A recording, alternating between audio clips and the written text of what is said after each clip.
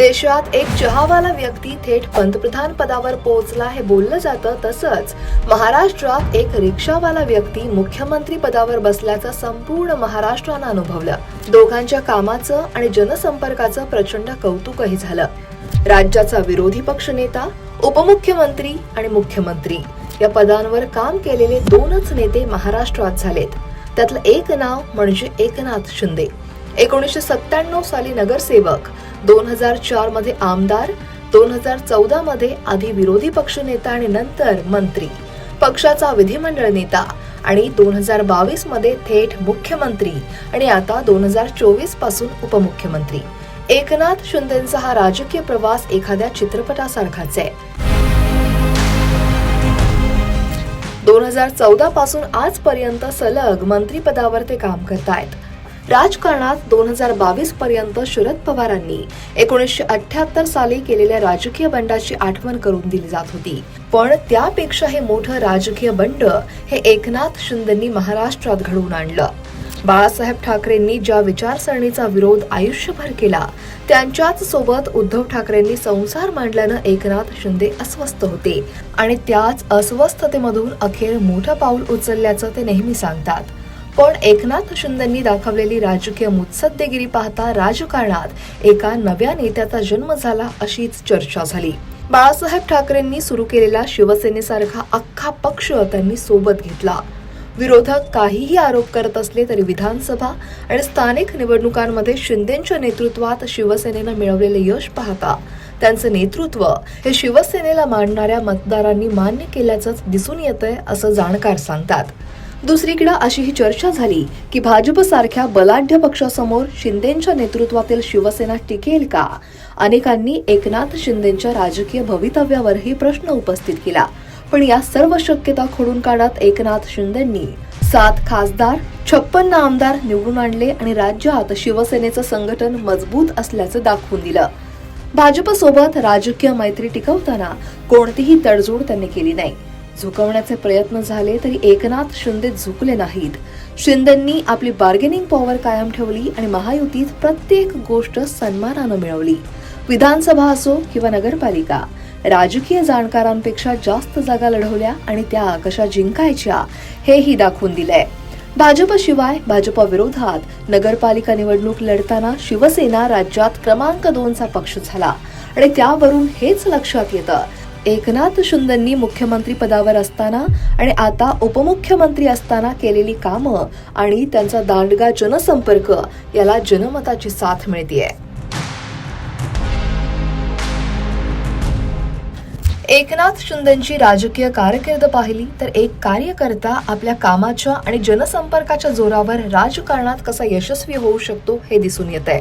एकनाथ शिंदेंचं संपूर्ण शिक्षण हे ठाण्यात झालं.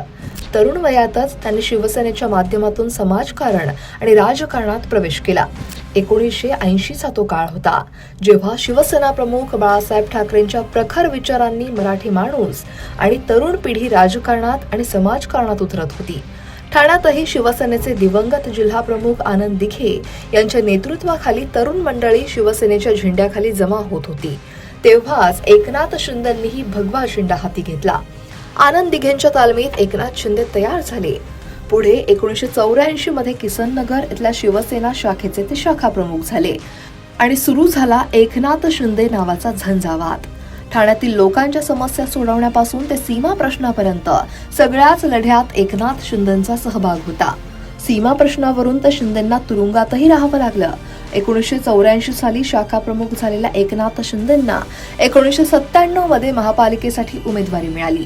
तब्बल 13 वर्ष त्यांनी हाडाचा शिवसैनिक म्हणून समाजकारण केल्यानंतर खऱ्या अर्थानं ते राजकारणात आले आणि केलेल्या कामाच्या जीवावर नगरसेवक झाले.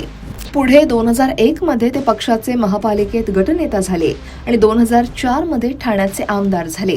आनंद दिघेंच्या निधनानंतर ठाण्यात शिवसेनेचं काय होणार हा प्रश्न असताना एकनाथ शिंदेंनी ती जबाबदारी खांद्यावर घेतली आणि शिवसेना प्रमुख बाळासाहेब ठाकरेंनी त्यांना ठाण्याचे जिल्हाप्रमुख पदही दिलं. जिल्हाप्रमुख आणि आमदार या दोनही पदांवर नियुक्ती झालेले ते शिवसेनेतले पहिलेच नेते होते. राज्यात पक्ष सत्तेत नसताना 2004 आणि 2009 मध्ये ते ठाण्याचे आमदार झाले आणि महापालिकेतही सत्ता कायम ठेवली. 2014 मध्ये सुरुवातीच्या काळात भाजपनं एकट्यानं सत्ता स्थापन केली होती. त्यावेळी शिवसेनेकडून एकनाथ शिंदे विरोधी पक्षनेते झाले आणि पुढे सत्तेत सहभागी झाल्यानंतर सार्वजनिक बांधकाम मंत्री झाले. त्यांच्या खात्याअंतर्गत रस्त्याचं जाळं हे महाराष्ट्रात निर्माण झालं. नागपूर मुंबई समृद्धी महामार्ग, मुंबई पुणे द्रुतगती महामार्गाचा क्षमता विस्तार, वाशी इथे ठाणे खाडावरील 3रा पूल, वांद्रे वर्सोवा सी लिंक, शीळ कल्याण रस्त्याचं 6 पदरीकरण यासोबत असंख्य कामं त्यांच्या खात्याअंतर्गत येणाऱ्या MSRDCच्या माध्यमातून झाली. पुढे ते काही काळ आरोग्यमंत्रीही राहिले आणि शिवाय ठाण्याचे पालकमंत्री म्हणून ठाण्यातील क्लस्टर डेव्हलपमेंट, मेट्रो, पाणी, रस्ते आणि सार्वजनिक वाहतूक याविषयीचे प्रश्न त्यांनी मार्गी लावले. यानंतर पुढे महाविकास आघाडीच्या काळात त्यांनी नगरविकास खात्याची धूर हाती घेतली आणि राज्यातील शहरातील समस्या सोडवण्याचं कामही हाती घेतलं. 2022 मध्ये राजकीय घडामोडीनंतर एकनाथ शिंदेंच्या राजकारणाला सगळ्यात मोठा टर्निंग पॉइंट आला. एकाच वेळी राज्याचं मुख्यमंत्रीपद आणि शिवसेना पक्षाचं सर्वोच्च मुख्य नेतेपद या 2 जबाबदाऱ्या त्यांच्याकडे आल्या. त्यातून त्यांनी महाराष्ट्राच्या दृष्टीनं महत्त्वाचे निर्णय घेतले आणि पक्षवाढीसाठीही काम केलं. मुख्यमंत्री माझी लाडकी बहीण योजना, मुख्यमंत्री सहायता निधीतून रुग्णांना विक्रमी मदत, शेतकऱ्यांसाठी वार्षिक 6,000 रुपये देणारी नमो शेतकरी सन्मान योजना असे महत्त्वाचे निर्णय घेतले आणि यातूनच राज्यात पुन्हा सत्ता महायुतीला मिळाली आणि उपमुख्यमंत्री म्हणून तेच जनकल्याणाचं व्रत त्यांनी कायम पुढे सुरू ठेवलंय. त्यातूनच त्यांना निवडणुकांमध्ये जनतेकडून आशीर्वादही मिळताना दिसतोय. कॉमन मॅन ते डेडिकेटेड टू कॉमन मॅन असा प्रवास शिंदेंनी सुरूच ठेवलाय.